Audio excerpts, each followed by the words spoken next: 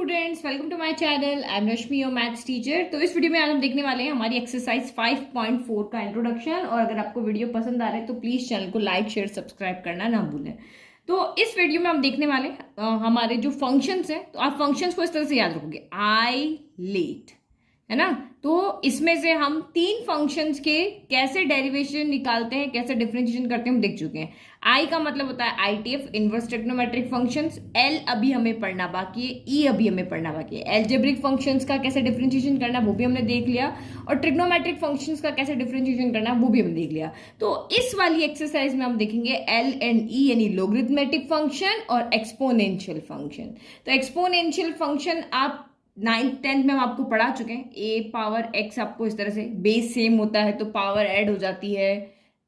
एक second, yes, base same होता है तो पावर ऐड हो जाती है। इस तरह के एक्सपोनेंशियल फंक्शन आपने पढ़े हुए ना, जैसे ए पावर एक्स इंटू ए पावर वाई है, बेस सेम है तो पावर क्या हो जाती है, ऐड हो जाती है, एक्स प्लस वाई। और यही अगर डिवाइड में होता है तो पावर क्या हो जाती है, सब्ट्रैक्ट हो जाती है। इस तरह से हमने पढ़ा है, तो थोड़ा बहुत नॉलेज आपको यहाँ पे है, ठीक है। तो ये 5 हमारे सिलेबस में, 3 हम पढ़ चुके हैं, 2 अब हम पढ़ेंगे। तो ये पूरा इंट्रोडक्शन जो है वो हमारे सिर्फ 3 फॉर्मूलाज पे बेस्ड है। आप सिंपली उन 3 फॉर्मूलाज को लर्न करके और अपनी पूरी की पूरी एक्सरसाइज 5.4 यहाँ पे कर सकते हो। तो जिसमें हमारा फर्स्ट फॉर्मूला क्या है कि d by d x of e की पावर एक्स क्या होता है, ई की पावर एक्स होता है, ये एक्सपोनेंशियल फंक्शन है ना। और d by d x of a की पावर एक्स, जो अभी हमने यहाँ देखा, तो इसका क्या फॉर्मूला होता है, ए पावर एक्स लॉग ई ए होता है। और लास्ट लॉगरिथमेटिक फंक्शन का बस एक ही फॉर्मूला है, D by d x of log x, यहाँ पे क्या होता है, 1 बाय एक्स होता है। तो जिसको ज्यादा डीप में नहीं जाना, ये 3 फॉर्मूलाज आप यहाँ पे लर्न कर लो। ये 2 मेनली, यही नहीं 2 पे आपकी एक्सरसाइज है, ये करके और आप एक्सरसाइज को कर सकते हो। लेकिन अभी आपको अगर मैं पूछूं कि इनवर्स ट्रिग्नोमेट्रिक फंक्शंस क्या है, तो आपको पता है क्या होते हैं, वो कहाँ से आए हैं। ट्रिग्नोमेट्रिक फंक्शंस के बारे में आपको पता है, उनका ग्राफ क्या है, उनके डोमेन क्या है, रेंज क्या है, सब कुछ आप बता सकते हो। एल्जेब्रिक फंक्शंस भी आप यहाँ पे बता सकते हो। लेकिन ये जो आपका लॉगरिथमेटिक और एक्सपोनेंशियल फंक्शन जो फर्स्ट टाइम पढ़ रहे हैं, एक्चुअल में वो है क्या, उनका बिहेवियर क्या है, उनका डोमेन, एक फंक्शन के बारे में आप क्या जानते हो कि उस फंक्शन का क्या बिहेवियर होता है, उसके डोमेन क्या होती है, उसकी रेंज क्या होती है, बस हमें यही जानना होता है। उसका ग्राफ किस तरीके से बनता है, ये हमें जानना होता है। बाकी उसमें जानने के लिए होता क्या है। तो अगर ज्यादा डीप में नहीं जाना है तो बस ये 2 फॉर्मूलाज आप यहाँ पे, ये तीनों लर्न कर लो, आप एक्सरसाइज को सॉल्व कर लो। अदरवाइज मैं आपको डीप में एक्सप्लेन कर रही हूँ कि ये फॉर्मूलाज कैसे वर्क करते हैं, आए कहाँ से, इनका ग्राफ क्या है, इनका डोमेन क्या है, इनका रेंज क्या है, ताकि आप इन फंक्शंस को बहुत अच्छे से पहचान जाओ। तो एक्सपोनेंशियल फंक्शन की डेफिनेशन क्या होती है, पहले डेफिनेशन समझ लो, उसके बाद हम इसका ग्राफ देखते हैं ताकि आपको बिहेवियर पता चले, है ना। तो the exponential function with positive base, exponential function इस तरह से होता है, हमने 9th क्लास से इसको पढ़ते हुए हैं। तो ये जो नीचे पावर के नीचे जो लिखा होता है उसको हम यहाँ पे क्या कहते हैं, बेस। ये हमारा क्या होता है, यहाँ पर बेस होता है। तो इसने कहा कि उसका बेस जो है वो पॉजिटिव होना चाहिए, पॉजिटिव होना चाहिए, दैट मीन्स ग्रेटर देन 0 होना चाहिए। बट हमने यहाँ पे क्या लिखा है, ग्रेटर देन 1 लिखा है ना। तो ये ग्रेटर देन 0 में से कोई भी वैल्यू हो सकती है, बट ये आपकी 1 नहीं होनी चाहिए ना। तो ये हमारा जो फंक्शन होता है, एफ एक्स इक्वल टू कह दो या y equal to a power x कह दो, ये हमारा एक्सपोनेंशियल फंक्शन होता है। इसमें एक्स की जगह पे आप जो मर्जी चाहे वैल्यू पुट कर सकते हो, लेकिन ए की एक कंडीशन है कि वो यहाँ पे सिर्फ पॉजिटिव होना चाहिए और 1 नहीं होना चाहिए। तो 1 क्यों नहीं होना चाहिए, क्योंकि अगर मैंने ए की जगह पे 1 रख दिया तो 1 की पावर में कुछ भी लगा दूं, यहाँ वाई इक्वल टू हमेशा 1 आएगा। मैं यहाँ पे जैसे 1 की पावर, अगर ए मैंने 1 लिया, 1 की पावर एक्स है, अब एक्स की जगह 0 रखूं, 1 रखूं, 2 रखूं, या 1 की पावर में 100 रखूं, लाख रखूं, आंसर मेरा क्या आने वाला है, 1 ही आने वाला है। तो ये एक कांस्टेंट टर्म बन जाएगी अगर मैंने ए की जगह पे 1 रख दिया तो, है ना। तो इसीलिए इसने कहा कि ए की जगह पे 1 नहीं आना चाहिए, बाकी ए ग्रेटर देन 0 में से आप कोई भी यहाँ पे ए की वैल्यू रख सकते हो। तो इस कंडीशन के अंदर, यहाँ पे इस कंडीशन के अंदर हमारे पास 2 वैल्यू यहाँ पे बन सकती है। फर्स्ट वैल्यू तो यहाँ पे ए क्या हो सकता है कि ए की वैल्यू 0 से लेकर के 1 के बीच में, हम ये वैल्यू भी रख सकते हैं ना भाई। इसने कहा कि ए की वैल्यू ग्रेटर देन 0 होनी चाहिए बट 1 नहीं होनी चाहिए। तो 1 से लेकर के 0 के बीच में जो भी वैल्यू है वो हम यहाँ पे रख दें, और उसके बाद यहाँ पे a इज ग्रेटर देन 1, इसमें आप कोई भी वैल्यू आप यहाँ पे रख सकते हो। तो हमें 2 तरह के यहाँ पे ग्राफ मिलेंगे, एक ग्राफ इससे मिलेगा, एक ग्राफ इससे मिलेगा, है ना। तो सबसे पहले हम यहाँ पे लेते हैं फर्स्ट कंडीशन, जब हमारा a ग्रेटर देन 1 है। तो मैं यहाँ पे लेट कर लेती हूँ कि a जो है वो मेरा यहाँ पे क्या है, 2 है। हमें ग्राफ बनाने को देख रहे हैं ना, ये तो आपको कोई डेफिनेशन समझ में आ गई कि ये एक्सपोनेंशियल फंक्शन होता है, इसके बेस की ये कंडीशन होती है। अब मैं यहाँ पे आपको ग्राफ बनाने के लिए कोई पर्टिकुलर वैल्यू होनी चाहिए ना, तो मैं a की जगह पे यहाँ पे 2 ले लेती हूँ। तो this implies y equal to क्या हो गया, 2 पावर x हो गया। अब ग्राफ बनाना है तो हमें टेबल बनानी। तो ये सब मैं आपको इसलिए बता रही हूँ क्योंकि अब आपके ऑब्जेक्टिव क्वेश्चंस आएंगे और ऑब्जेक्टिव क्वेश्चंस इन्हीं में से आपको आएंगे ना। तो ऑब्जेक्टिव क्वेश्चन के लिए आपको डीप में पढ़ना बहुत जरूरी है। तो ये हम यहाँ पे कुछ वैल्यूज ले लेते हैं और ग्राफ बनाते हैं। तो ये x ले लिया, ये y ले लिया। ये कौन सा है, ये y जो x पे डिपेंड है ना, क्योंकि ये इंडिपेंडेंट है, ये डिपेंड है क्योंकि हम x की वैल्यू पुट करेंगे हमें y की वैल्यू मिलेगी। तो x की जगह पे आप जो मर्जी पुट कर सकते हो। x की जगह पे मैं मिडिल से साइड 0 पुट किया तो 2 पावर 0 1 हो गया। x की जगह पे 1 रखा तो 2 पावर 1 y आपका 2 गया। x की जगह 2 रखा तो 2 पावर 2 आपका 4 हो गया। x की जगह -1 रखा, -1 रखोगे तो ये क्या हो जाएगा, 1/2 हो जाएगा। 2 की पावर -1 को हम क्या कहते हैं, 1/2 हो गया। तो 1/2 कह दो या 0.5 कह दो। मैंने -2 रखा तो ये आपका क्या हो जाएगा, 2 की पावर -2 यानी कि 1/2 की पावर 2 पॉजिटिव हो गई। तो यानी कि ये कितना हो गया, 1/4 हो गया, है ना। तो एक चीज आप यहाँ पे सोचो कि मैं इस x की जगह पे क्या कोई ऐसी वैल्यू रख सकती हूँ कि ये पूरी वैल्यू 0 हो जाए। मैं इस x की जगह पे कोई भी वैल्यू पुट कर दूं, मैं इस x की जगह पे 1 लाख रख लेती हूँ, कोई भी नंबर रख लूं, क्या ये कभी वैल्यू आपकी y इक्वल टू यहाँ पे 0 आएगी, कभी भी नहीं आएगी। कोई भी आप वैल्यू यहाँ पे दो। अगर मैं 5 रखूंगी तो ये जैसे जैसे हम बड़ी बड़ी वैल्यू रखते जाएंगे नेगेटिव के अंदर, ये और वैल्यू आपकी छोटी छोटी छोटी होती जाएगी, लेकिन 0 कभी भी नहीं होगी, है ना।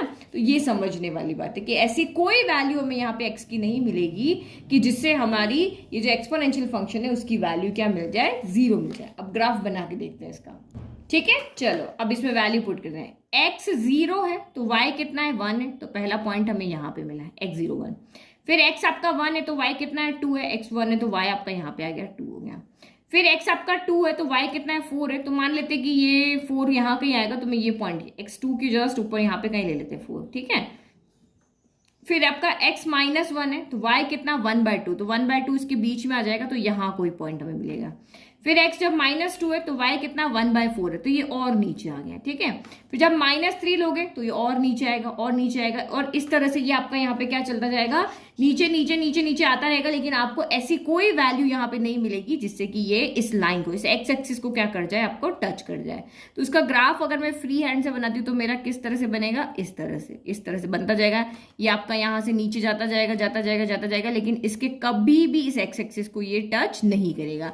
तो इस ग्राफ से मैं यहाँ पे क्या देख रही हूँ, अगर मैं इस टेबल को फिर से देखती हूँ तो जैसे जैसे मेरा x बढ़ रहा है, x 1 है, 2 है, 3 है, तो y की वैल्यू भी क्या हो रही है, यहाँ पे इंक्रीज हो रही है। यही आपको क्वेश्चंस में पूछेंगे। एक्सपोनेंशियल फंक्शन में क्या होगा कि इस वाली, अगर हम यहाँ पे a ग्रेटर देन 1 लेते हैं, a से जो यहाँ पे आप जो भी a की वैल्यू पुट करोगे अगर वो ग्रेटर देन 1 है, तो अगर आपका यहाँ पे x इंक्रीज हो रहा है तो आपका y भी यहाँ पे क्या हो रहा है, इंक्रीज हो रहा है, ठीक है। और अब आप दूसरा ग्राफ देखो, इसके बीच में से कोई भी वैल्यू लो। हमने यहाँ पे ग्राफ बनाया, इस तरह से ग्राफ मिला। हमने यहाँ से 2 बातें सीखी कि जैसे जैसे x की वैल्यू बढ़ती जा रही है वैसे वैसे y की वैल्यू भी यहाँ पे क्या हो रही है, बढ़ती जा रही है।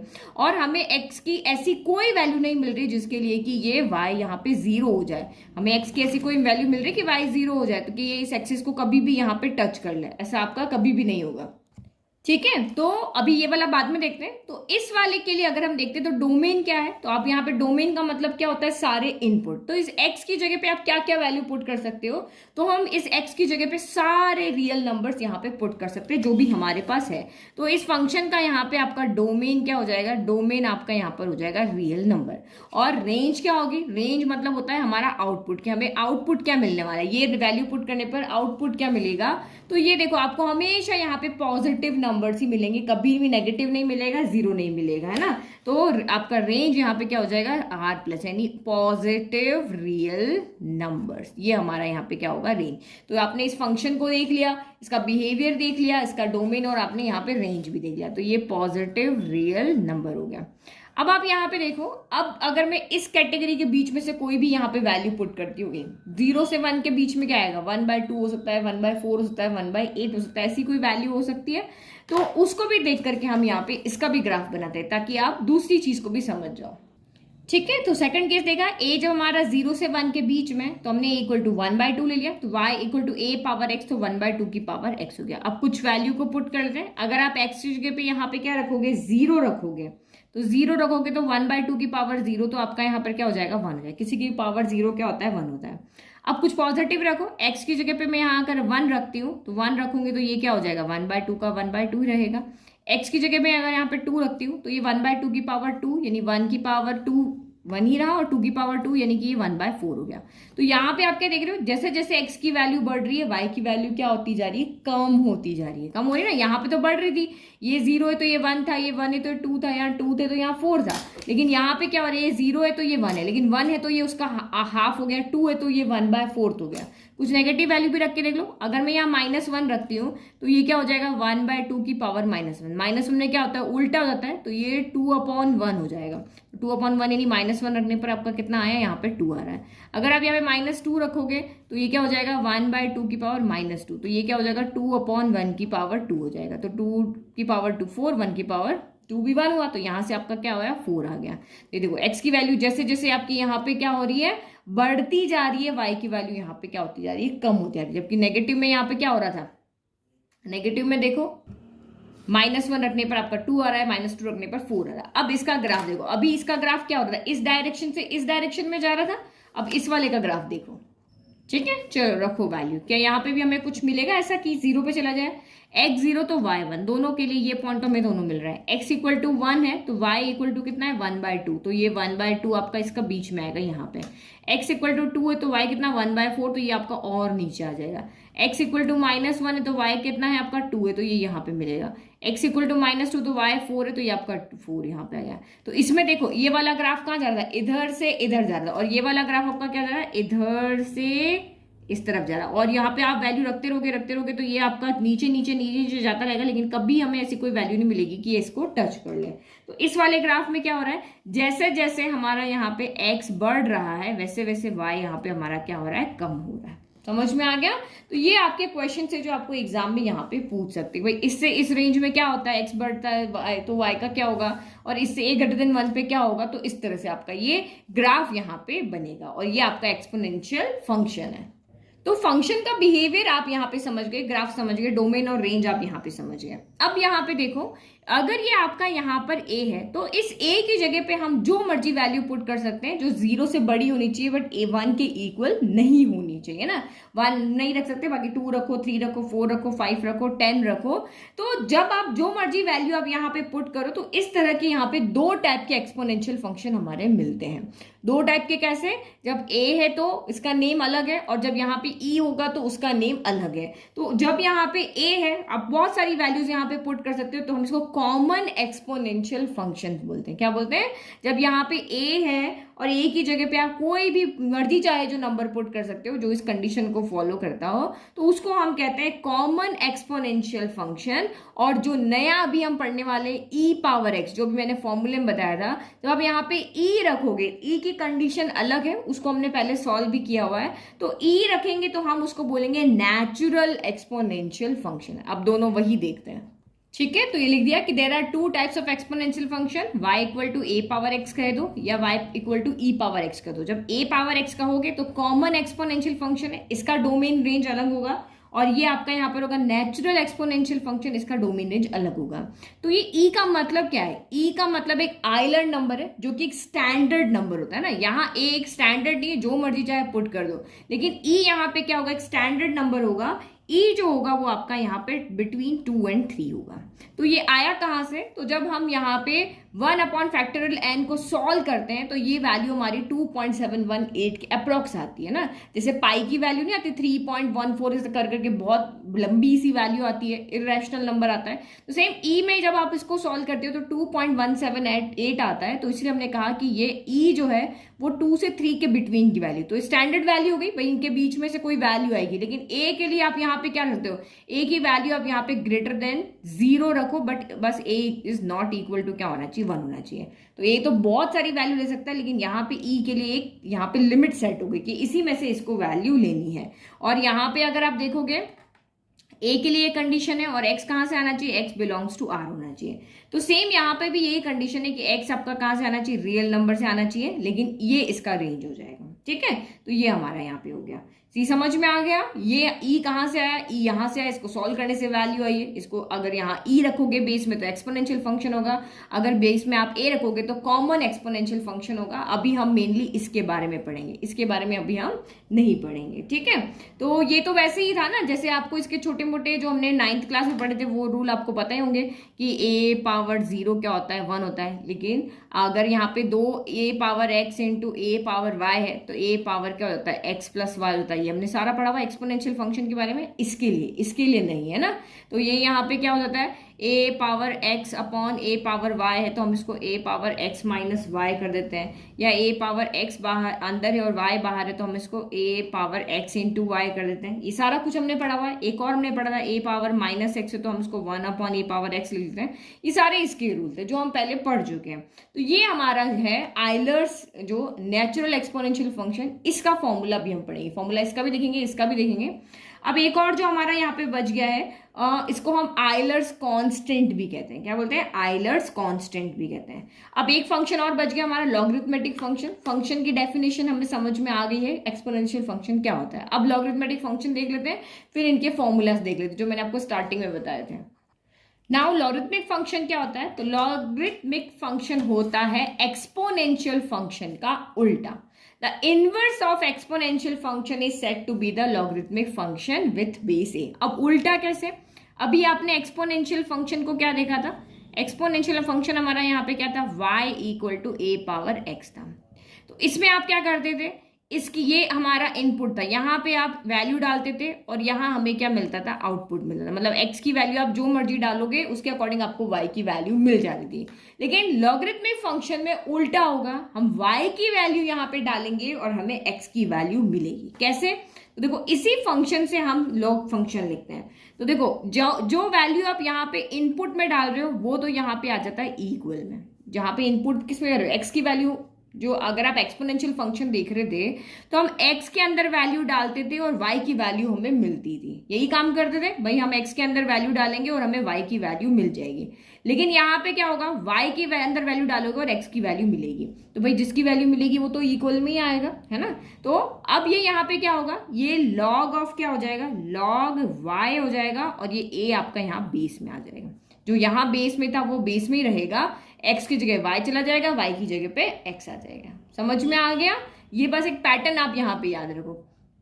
जैसे आप एक सिंपल एग्जांपल में आपको समझाती हूँ ना, जैसे मैंने यहाँ पे एक क्वेश्चन लिया कि ये अगर मैं इसको एक्सपोनेंशियल फॉर्म में लिखूंगी तो y इक्वल टू मैंने लिखा यहाँ पे 2 पावर 5 लिखा, y इक्वल टू क्या लिखा, 2 पावर 5 लिखा। तो ये बेस की पावर 5 है, 5 यहाँ पे क्या है, x है और 2 यहाँ पर क्या है, बेस है। बट इसी को अगर मुझे लॉग की फॉर्म में लिखना है तो मैं यहाँ पे क्या लिखूंगी, लॉग, देखो जिसमें वैल्यू इनपुट कर रहे थे वो तो आ जाएगा इक्वल में, ये लॉग जो बेस था वो बेस में ही यहाँ पे रहेगा और यहाँ पे क्या आ जाएगा आपका y। तो y यहाँ पे क्या होगा, 2 पावर 5 क्या होता है, 2 पावर 5 आपका यहाँ पे हो जाएगा 32, ये 32 होगा तो ये यहाँ पे आ जाएगा 32।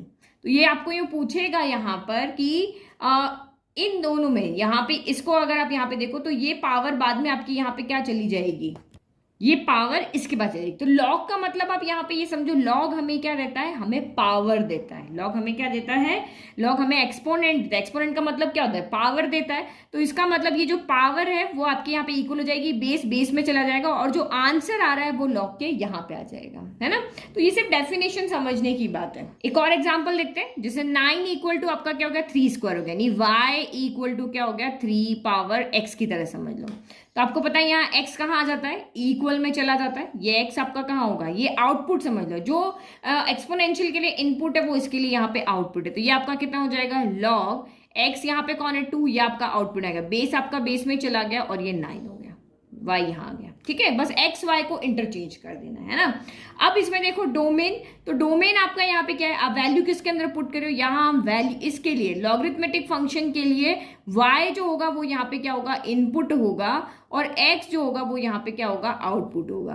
तो जो लॉग है वो ओनली क्या करता है, पॉजिटिव वैल्यू को ही एक्सेप्ट करता है। तो यहाँ पे आपका डोमेन क्या हो जाएगा, तो इसका जो डोमेन हो जाएगा ये सिर्फ पॉजिटिव वैल्यू को यहाँ पे एक्सेप्ट करता है। तो इसका डोमेन हो जाएगा r plus all positive numbers. और इक्वल में आपका यहाँ पे क्या आ सकता है, कुछ भी आ सकता है ना। तो रेंज का मतलब यहाँ पे क्या हो गया, रेंज में इसके आपके सारे set of all real numbers है ना, set of all real numbers.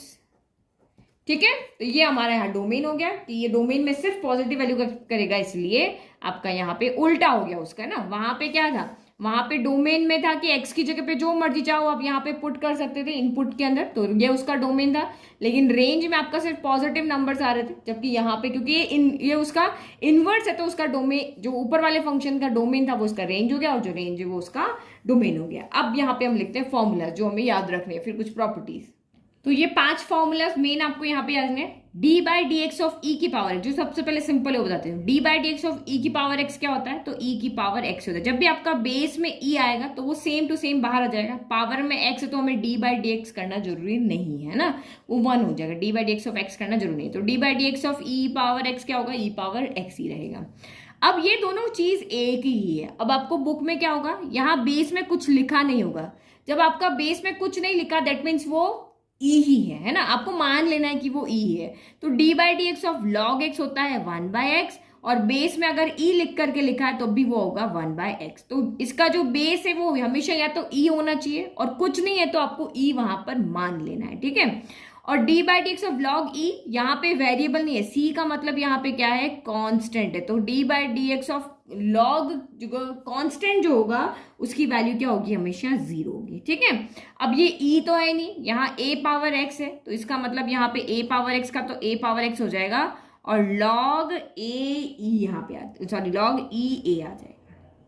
ठीक है, ये हमारा यहाँ पे कि भाई यहाँ पे बेस ई होता तो सीधा का सीधा हो जाता, बट यहाँ पे बेस है नहीं तो हमें ए पावर एक्स का ए पावर एक्स हो जाएगा और लॉग ई ए हो जाएगा। ये 5 फॉर्मूले आपको यहाँ पर याद रखने हैं। अब एक और चीज यहाँ पे देखो, हमारे कुछ प्रॉपर्टीज है जो हमें आगे वाली एक्सरसाइज में काम आएगी।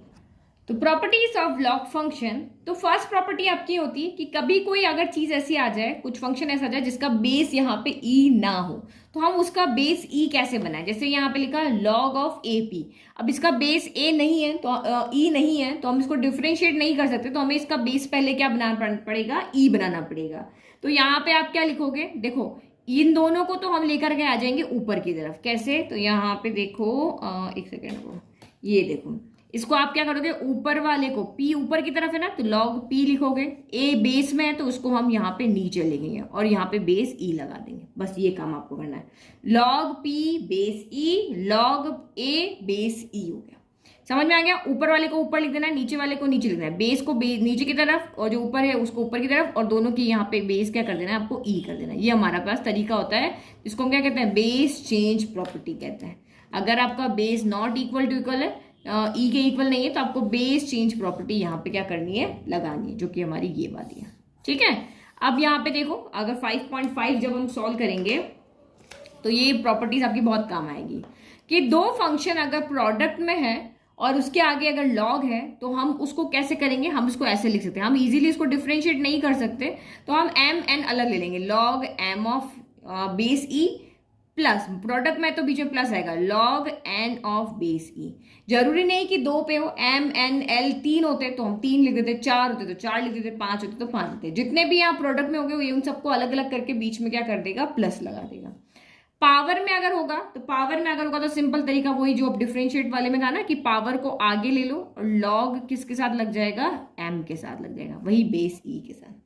डिवाइड में है तो यहाँ प्लस की जगह क्या आ जाएगा, माइनस आ जाएगा, तो ये लॉग ई एक्स माइनस लॉग ई क्या हो जाएगा, वाई हो जाएगा। ठीक है, और बेस और ऊपर दोनों सेम है तो इसकी वैल्यू क्या होती है, आपकी 1 होती है। लॉग ई बेस ई क्या हो जाएगा, आपका 1 हो जाएगा। तो ये सब चीजें बहुत इंपॉर्टेंट है, आप उसको यहाँ पे याद रखना। प्रोडक्ट में अगर 2 से ज्यादा भी होंगे तो अब हम यहाँ पे लॉग को चाहे 10 यहाँ पे मल्टीप्लाई हो तो हम 10 बार यहाँ पे इस तरह से लिख सकते हैं। तो ये प्रॉपर्टीज को यूज करते हुए, इन फॉर्मूलाज को यूज करते हुए हमारी एक्सरसाइज क्या होने वाली, बहुत सिंपल। मेनली अभी हम यहाँ पे देखेंगे ये वाला फॉर्मूला और ये वाला फॉर्मूला। ठीक है, ये दोनों फॉर्मूला मेनली अभी इस एक्सरसाइज के अंदर देखेंगे, बट आप मिसलेनियस भी करोगे ना तो सब चीज आपको यहाँ पे आनी चाहिए। ठीक है, तो ये हमारा हो गया इंट्रोडक्शन। आई होप आपको इंट्रोडक्शन अच्छे से समझ में आया। तो प्लीज चैनल को लाइक शेयर सब्सक्राइब करें, बेल आइकन को प्रेस करें, नोटिफिकेशन मिल जाएगा, और नोट्स के लिए लिंक डिस्क्रिप्शन में दिया हुआ है। Thank you.